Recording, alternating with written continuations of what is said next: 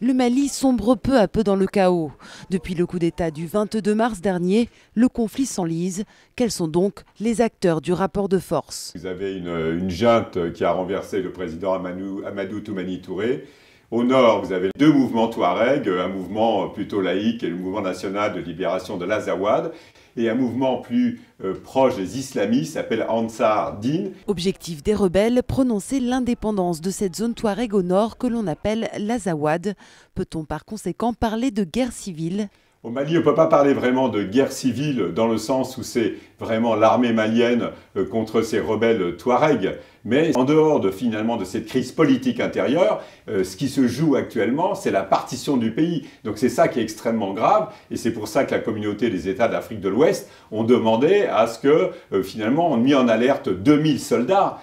Quid de l'intervention de la communauté internationale? La CEDEAO a demandé, la communauté des États d'Afrique de l'Ouest, ils demandent un appui international pour intervenir, mais il faut savoir que très souvent dans cette région, l'appui international, il ne faut pas croire que ça fasse faire comme ça. C'est une poudrière de géopolitique régionale, ça devient devenir extrêmement compliqué d'intervenir dans ce pays. La junte malienne juge la situation critique, mais promet de proposer très rapidement de nouvelles mesures pour établir un pouvoir civil à Bamako.